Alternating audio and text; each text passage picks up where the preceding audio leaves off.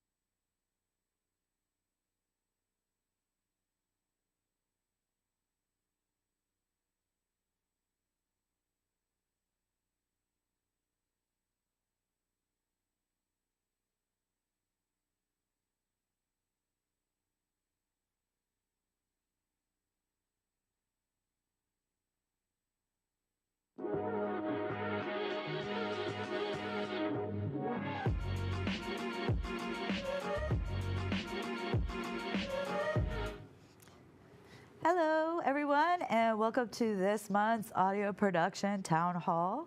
We're glad you could join us. Each month, you'll find us here sprouting off on all kinds of different topics related to audio production, from making records to sound for film and games and beyond. We hope you'll plan to join us regularly, but if you should miss a session, you'll be able to find us here at an archive recording at this same length. Today, we're going to be talking about the Audio Tech Helpline. I'm Patrice Scanlon. I'm a department chair and course director in the Recording Arts program for Project and Portfolio 3. Today, I have with me Dennis from the Audio Tech Helpline, and we're just going to be having a chat about what is the purpose of the helpline. There's many different ways you guys can get help, right? There's tech support. We also have some classes like Recording Principles, for instance, have daily Zoom open help lab hours. So you really need to dive into your course resources on the LMS and figure out how you can help yourself too, right? So what's the difference? When do you contact tech support versus the audio tech helpline versus the music helpline, right? So there's a lot of different things we can unpack here today. What is the audio tech line actually for, and what is it not for? Right. Yeah. Right. And then we'll demonstrate a couple of key things that people tend to kind of commonly approach. So without any further ado, the purpose of the audio tech line, Dennis, is to help students troubleshoot software and hardware problems, more related to their degree program, like audio production, right? Yes, yes. So how does it work? How do students get to you guys? Well, I think that's the first and most important thing. So the way that you would reach the audio tech helpline is through Zoom.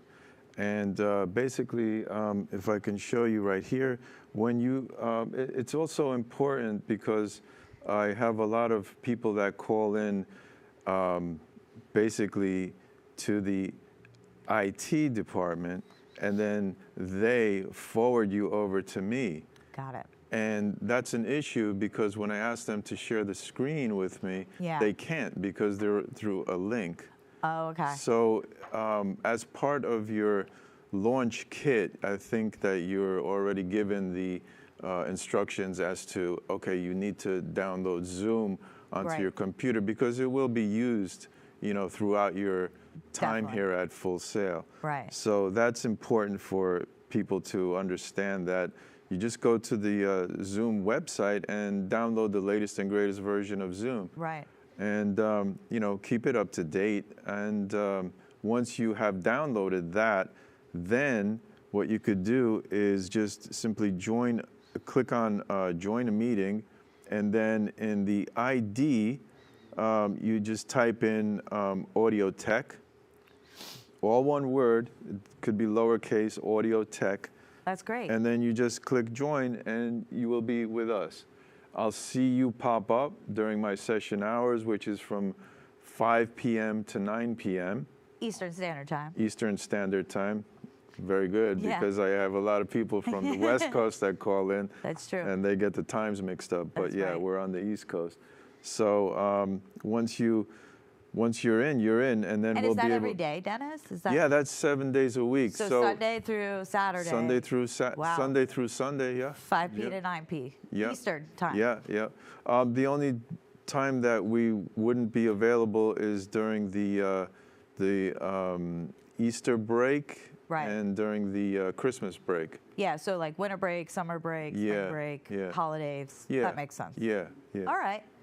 And so when people join the Zoom meeting to ask you questions, what are some ways we can help them help you with some of the questions they come to you with? That's an excellent question, Patrice, because one thing that I would encourage people to do is to keep their computers free of, debris, because a lot of times they, are struggling through a massive amount of icons on their computer, and they're trying to get to the one that they're trying to get to.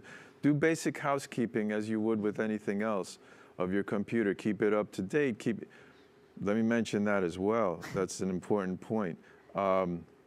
There's a thing in your computers that Apple does, and you might not even know about it. It's called automatic update. Yeah, let's demonstrate that too. Yeah, so let me just show you real quick what that's about. If you could see my screen. I'm going to click on the Apple, and then I'm going to go to System Settings.